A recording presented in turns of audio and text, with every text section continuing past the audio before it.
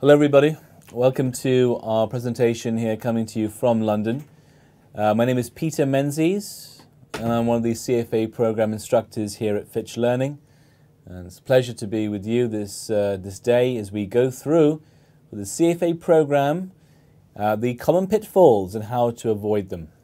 And certainly having been through the program myself a decade or so ago, I can say the pitfalls which are relevant now have been relevant for a long time, and generally if you know about them and of course you can avoid them, that gives you a huge advantage, enabling you to be successful at all the levels.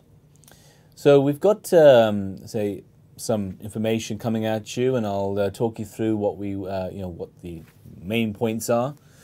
And if you have any questions, then we'll be happy to take those during the presentation. I'll see as they pop up in front of me here and try to address them as I can. And really, it's just about looking at what Fitch Learning can offer you as well in terms of our platform, which you'll see is special, is unique in the world of training for the CFA program.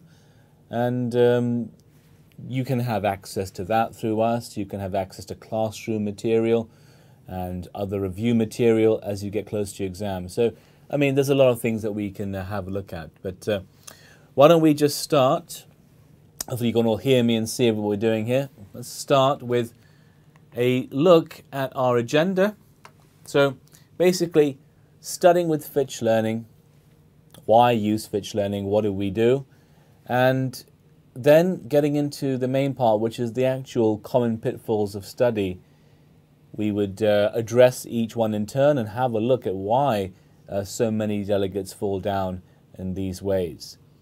Q&A and next steps, we'll look at that at the end. But I say hopefully as we go through the material, you'll see that a lot of the questions are answered.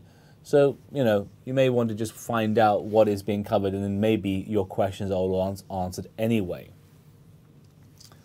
So, first of all, about Fitch Learning. So, this company, which originated in London, essentially has been training candidates through their CFA program since the year 2000. And so, over those 18 years, roughly 3,000 or so candidates have come through our doors every year, and generally you can then do the math on that, how many thousands of delegates we have trained. We are the main provider of CFA training here in London, and we have offices around the world and a global faculty, which let's say in terms of full-time faculty, it's hard to be matched anywhere really. We have a range of classroom, online and review options to suit you. I mean, everybody has their own way of learning.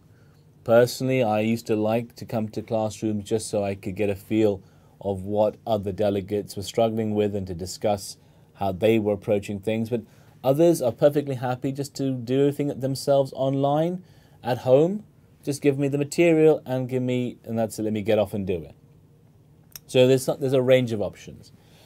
And the main thing is with Cognition, what makes this, this platform called Cognition special is that it's adaptive learning, personalized learning to you. So essentially it's a smart bit of kit which can assess where your weaknesses are and then will drive material and push material to you which actually is in your weaker areas.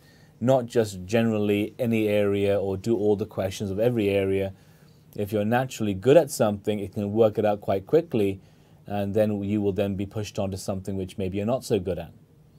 And speaking from experience, I can say that that is one of the main areas or main problems, is that people end up spending too much time on one area which they're very good at and trying to get really good at it.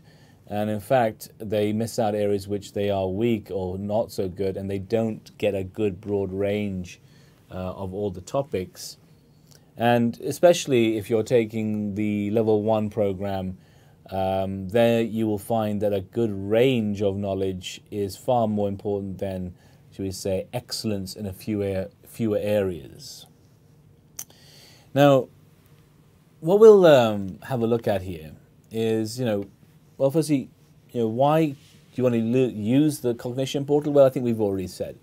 But not only is it about personalized studying and all that, personalized and adaptive learning, it also gives you the guidance of what to study and when. Because when you actually, should we say, log in and start your cognition access, we'll have, I guess, obviously a case of how long do you have to the exam, how many days, and there from that point on, we can then say, right, how much do you have to complete by XYZ date. Everybody, of course, starts on a different day, so everybody has a different deadline to complete different areas of the syllabus. And that's really the main thing. It's tailored to you. And if you stick and meet your deadlines throughout the program, then of course you're going to have an excellent chance of passing. And again, a common pitfall is that people just don't have an understanding of how much they must finish. They end up basically wasting time, and then it's very difficult to catch up. So that is very important. Now, you're also going to get access to our teaching faculty, our instructor faculty, which is a huge amount of people. I mean, in terms of full-time faculty members, and they're based all around the world. So if you, of course, in Americas, if you have, of course, access to trainers there. But if that office is closed, then you're going to have an office open in other parts of the world. There'll be Asia, there'll be London, there'll be Middle East. There's always somebody who's able to answer your questions through the Global Help Desk. And I say they're all charter holders. They're all experts in their field. They've all done a lot of training. So you have the benefit of a lot of people behind you. Also, what we would say would like is that you have all your sort of material is in Cognition. It's in one place. Access recordings of classes, access live streaming of classes is also possible. All the questions broken down by topics. Typically, call them the readings. You have readings. You also have broken into finer parts than just a reading, which would be various atoms of knowledge. In fact, in between chapters and atoms, you have learning outcome statements, which is sort of how the Institute tends to base their sort of questions on. But sometimes you need to have an atom of a knowledge before you can do the actual objective. You have to break it down smaller bites, and that's what Cognition can do. So it really is, from the minutest point right up until, an exam standard question through mock exams. It really builds you up there. Now, I say flexible options certainly is important, and with Cognition, you can either go for an option which is basically all the notes, all the questions, all the recordings, all loaded up in there, so you can just access the online learning if that's what you like.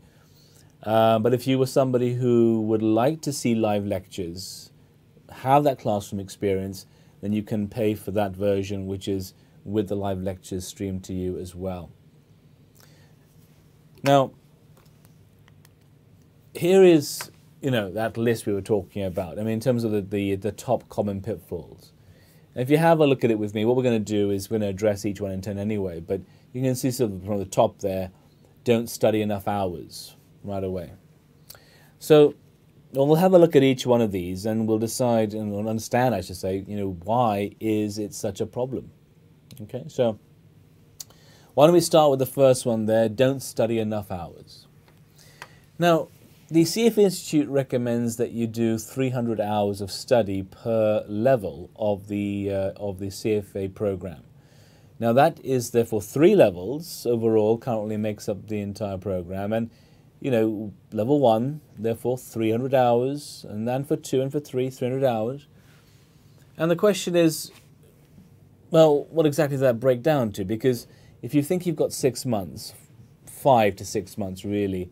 If you're starting in July, of course, July to December, or you're starting in January to May, for indeed those exams, the idea is that that breaks down to about 12 hours of study a week. So obviously you could do, 20 weeks of 15 hours, or 15 weeks of 20 hours, or some combination like that. But it's going to be an average about 12 hours a week over that period. Now, 12 hours a week for that long is the problem. Anybody could do 12 hours a week for a couple of weeks, but for 6 months? That's essentially saying that your social life has to be put on the back burner. And it is a big sacrifice that way. Having to turn down friends, having to turn down outings, instead sitting and just doing your own study, whilst of course you're typically a full-time working individual, you want to have a break. But your break is to do some CFA study, CFA program study. So that's the problem. And there's no way you'd be able, of course, I mean, it'd be very unlikely you want to do 11, 12 hours in one day. You could do it, it'd be very not recommended, right?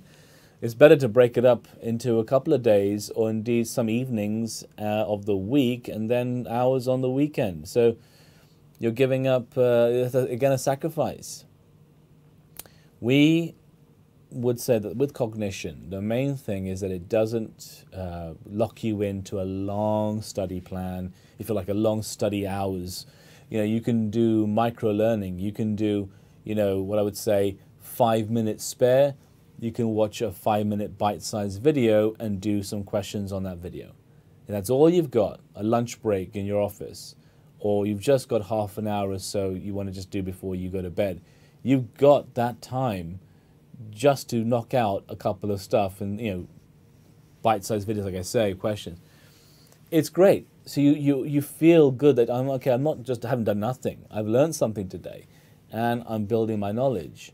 And when, of course, you have a weekend or more time, you can, of course, address bigger topic areas, bigger videos if you want to. Now, talking about another pitfall is that nobody really has a proper study plan. Now, it's absolutely essential, and I say that because when it comes down to the last 2 weeks before the exam date, you must have finished your reading. You must have finished your learning phase. I mean, that's, in fact, 3 weeks would be ideal, to be fair, of, you know, you finish your learning phase and 3 weeks still to go to the exam. But let's say 2 as an absolute minimum. Now, our study plans for you would always gauge that, yes, you are starting now, you've got to hit these marks, and then or these points in your study, and then we know you finish on time. And then we know you're going to be able to attempt all the questions you need in the allotted time. You're going to practice, you know, what we call the review material. There'll be plenty of time to do the review material. Now, that's the whole thing. Now, if you miss deadlines, you fall behind, then cognition will adjust study plan to get you back on track. So obviously, if you miss a deadline, then things need to be truncated a bit. You've got to get things done faster. But you're always being told, right, you know, the plan is this. You've got to keep to the plan and you're going to be okay.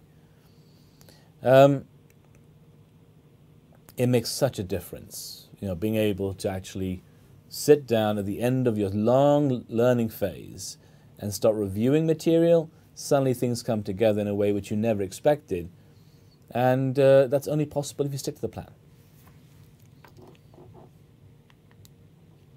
Now, in terms of, you know, should we say you haven't covered the syllabus? Now, you might think that's surprising. Why would somebody not cover the syllabus? Well, it's generally because of their study plan and the fact that they focus too much on certain areas. Now, nobody knows exactly what topics will come up, and certainly Fitch learning trainers will never try to say, well, this is what's coming up, don't worry about this thing. We don't know what's coming up. The only person who knows that, of course, the institute writes the exam. So what we need to do is to make sure that you have a coverage of everything to an exam standard, focusing on what is required of you. Now, that doesn't mean mastery of everything, because that's not possible to be a master of every topic, but enough to answer an exam question. So it's easy to concentrate on topics you're good at because it makes you feel good. And you think, well, let me go. I'm answering everything right here. Let me really nail it. Not good.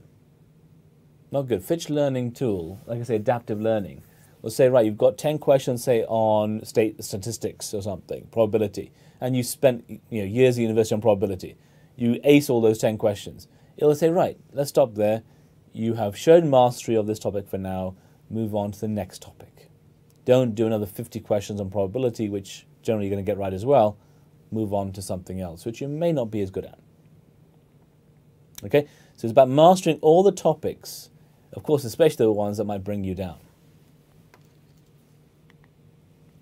Now, one of the other, I must say, huge issues with the program people have is the ethics is a massive topic in level 1. In fact, all the levels of the program, it's a big topic. Now, it's the second biggest topic at level 1, 15%. Now, ethics is a scenario-based question. It's a sense of what should you do in this scenario. And the answers they write are all effectively very common sense. You could choose any of them. But the best answer, of course, is only going to be selected if you have gone through all the material. And a lot of people think they can cram ethics. They can maybe just read a few common sense scenarios and get it. It doesn't work that way. The questions are very difficult, and the scenarios are all very fair, if you like, or the answers are all very similar or fair to each other. You have to have gone through all the material. The CFA Institute curriculum book, typically volume 1, right? The volume 1 of the curriculum is actually ethical and professional standards. Ethics, what is expected of you, kind of high-level concepts, and then standards, applying standards of the ethics into real daily work situations. And there are 7 different standards to meet. Now, it is not a case of doing it once and getting it. It's a case of doing it regularly, little, yes, but regularly, and sort of getting into that world that, okay, this is how I answer this question. It takes about 2 or 3 attempts, really, to have gone through into ethics from start to finish entirely, 2 to 3 times. So you need to start early, and you need to keep on it. And remember that if your exam is ever, should we say, borderline, if your scores are close to pass, maybe not exactly what they, say a strong pass, if they're going to decide whether to pass you, they often will look at your ethics score. Yeah, and to see if the person who passed ethics, right, we're going to pass you.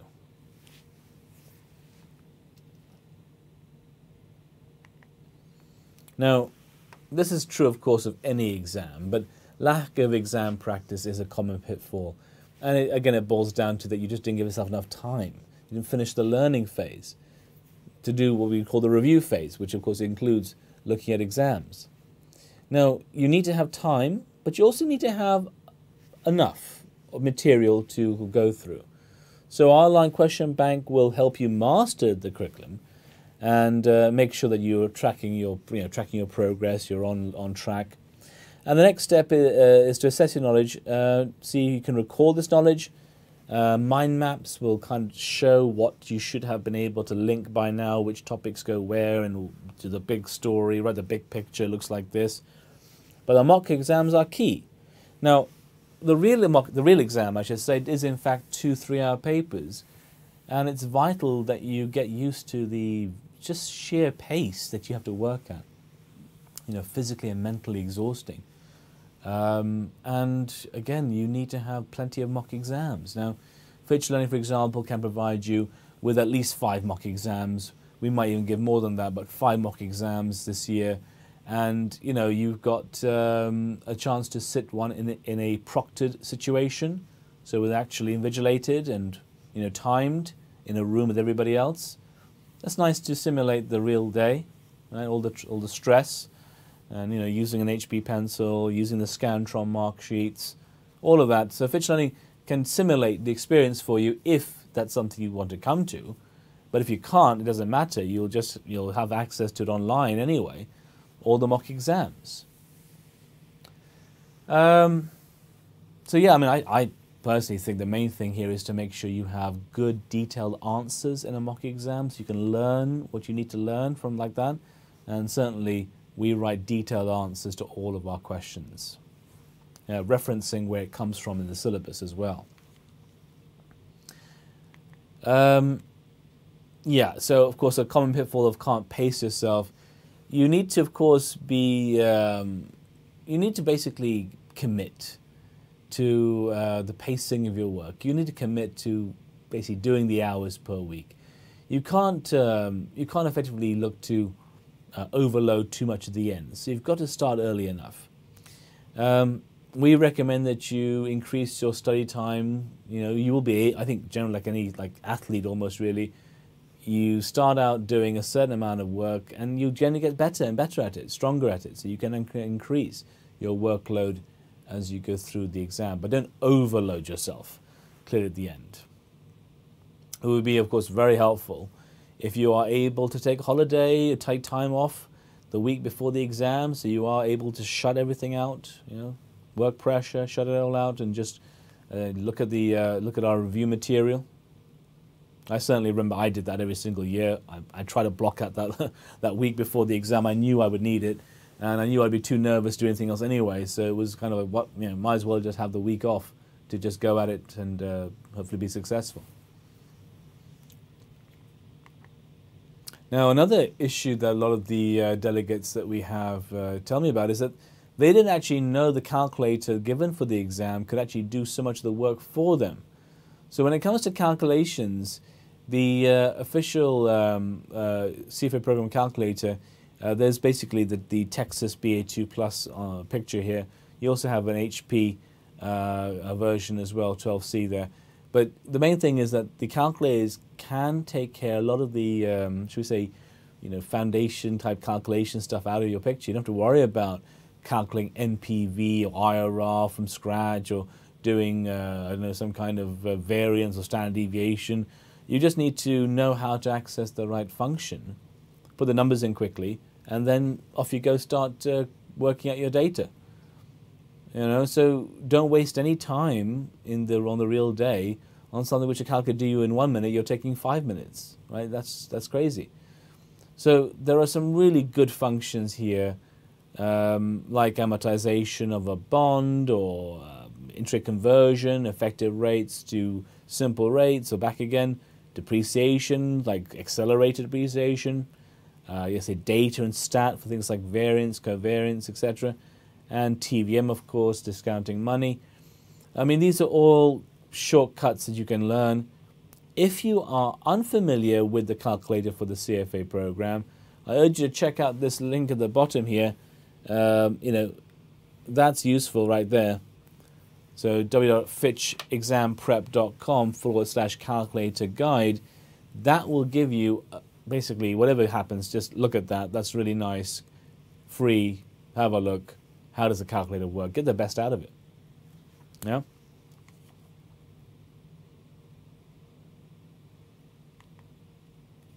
Now, other issues that you might have is that you don't really have much support around you. Now, clearly that can be solved by having studying with somebody or having other peers going through the CFA program. You can discuss what they're doing. They can, of course, help you with areas that you're having trouble with. You can help them.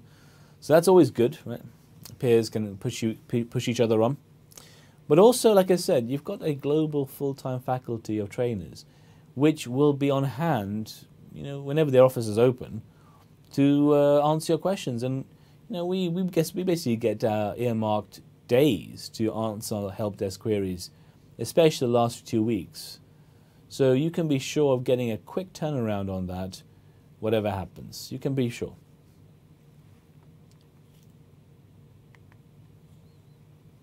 Now,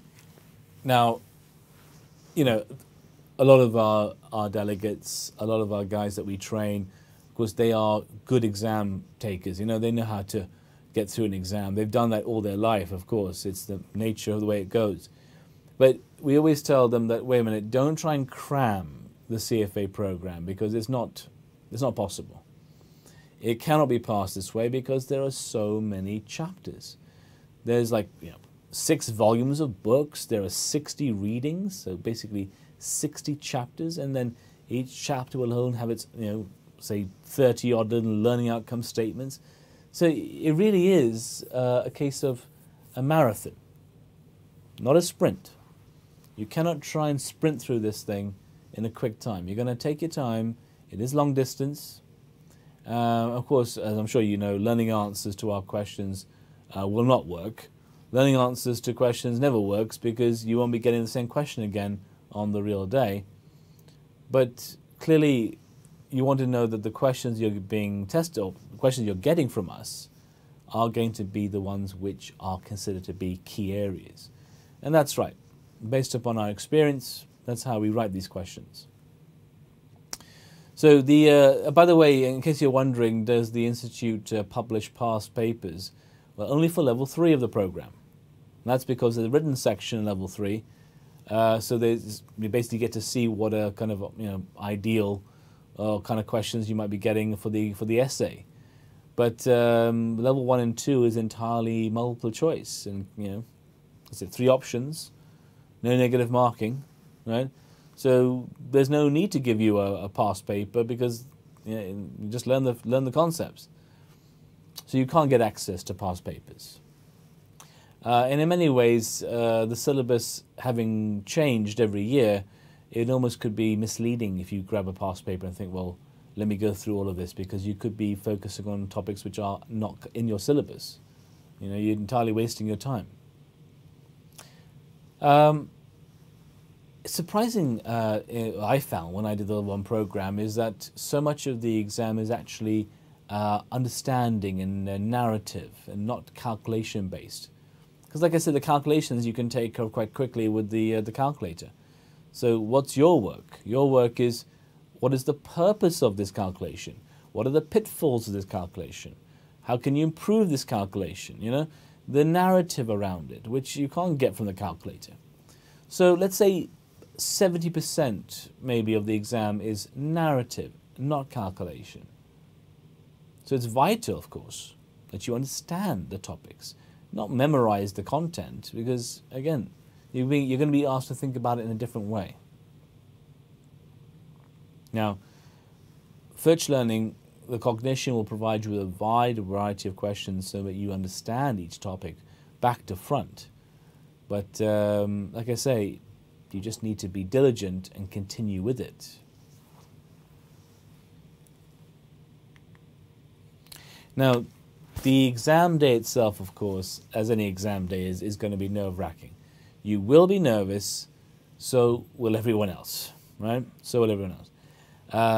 Now, depending on where you take the exam, of course, New York, wherever it is you are based, the idea is that you need to make sure that you give yourself, of course, plenty of rest in the day before the exam. So I remember I went like crazy working hard, really pushing hard until, say, the Thursday. And then Friday, you've just got to just hold yourself back, because you need your reserves to come back. You need to be ready, get a good night's sleep, and get there early enough on the day that you're not, of course, running or rushed or panicking just to get to the center. Now, definitely recommend that you plan your journey, however you're getting to your exam center.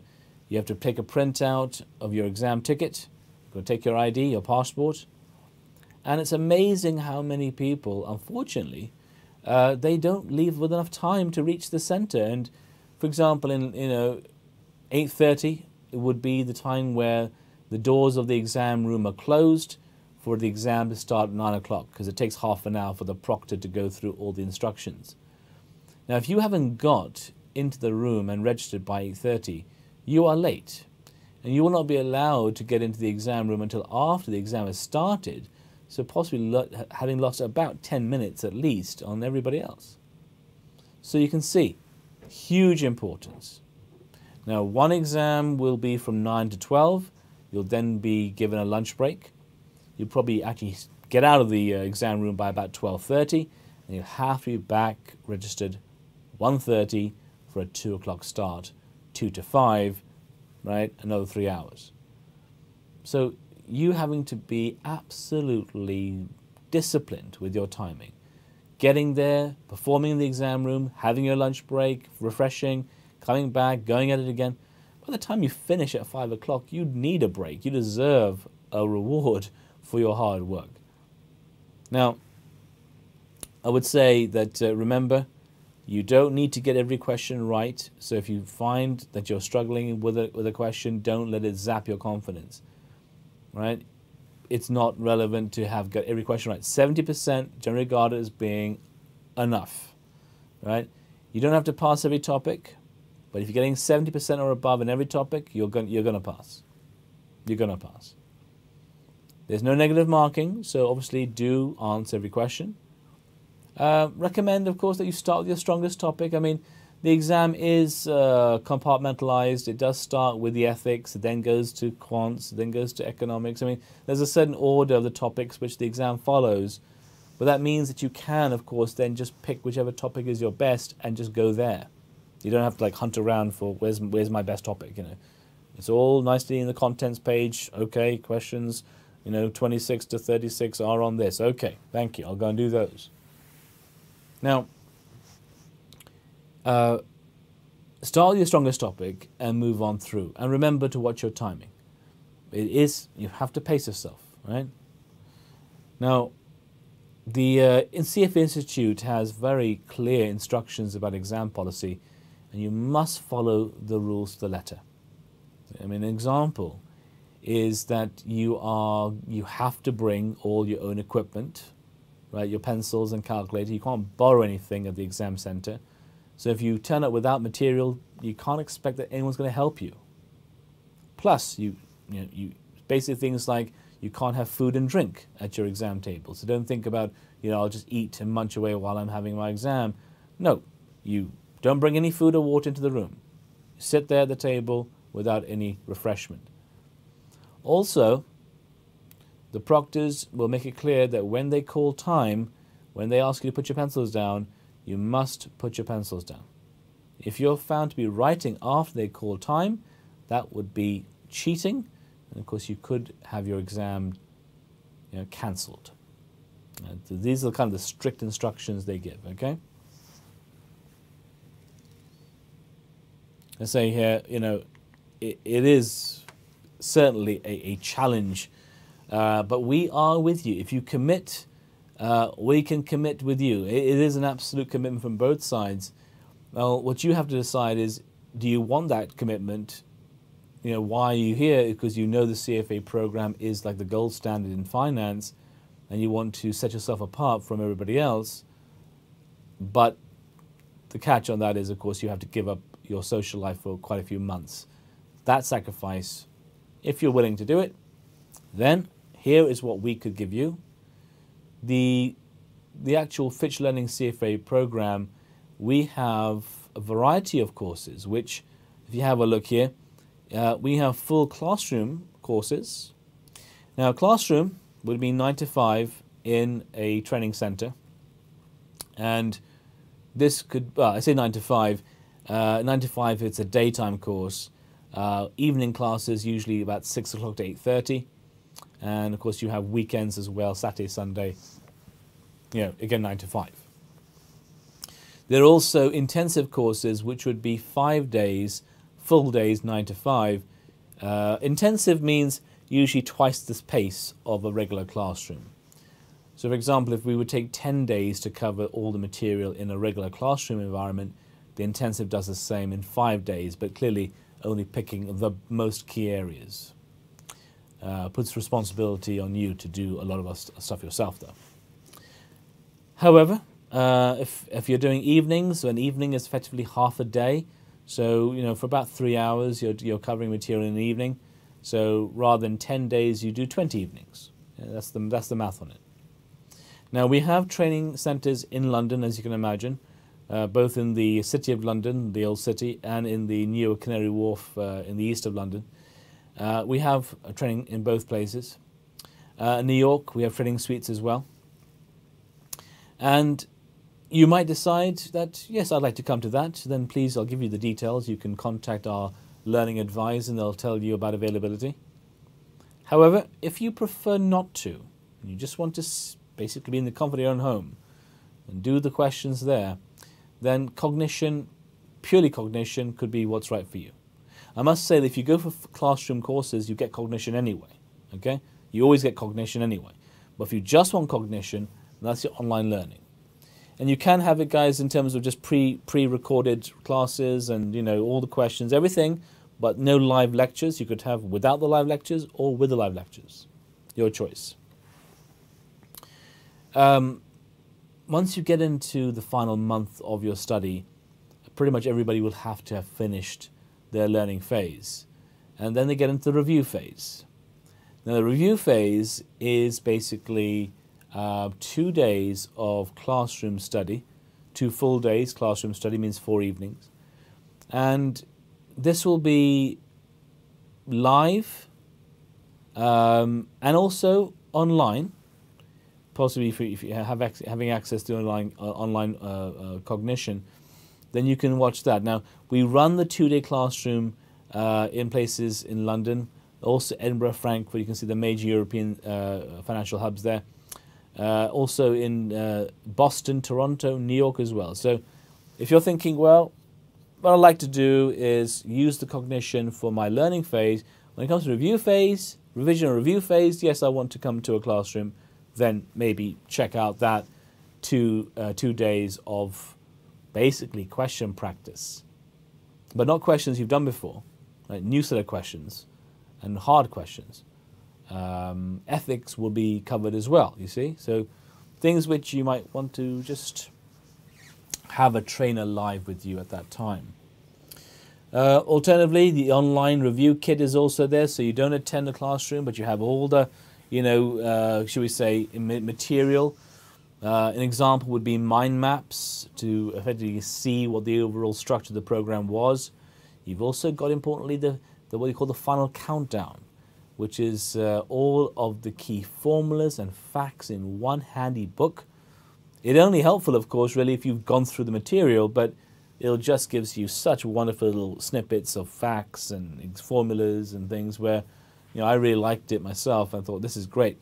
I'm going to take this to the, on the exam day. That's what I'm reading in my lunch break, or certainly in the morning. So you get that, and of course you also get, all of the mock exams. Please be aware that the Institute will also give you access to a sample exam as well as part of your exam fee. So you will have a full mock exam from the CFA Institute as well, plus all the ones that you could get through cognition, which, as I say, is 5 at the moment, maybe going up as well. Now, of course, your choice. Does any of this sound interesting? Maybe you might want to go for one of these options, but you're going to have access to cognition one way or the other. All of that will have access to cognition. Okay, so really, guys, over to you, really. I mean, if you have questions, please push them through here. I'll try to take care of them.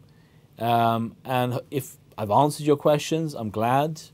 But if you want to really discuss the details of what's available in your area, what the prices would be, of course, that's not something which I could answer here, but I could certainly point you in the direction of your local learning advisor who can discuss that with you in detail.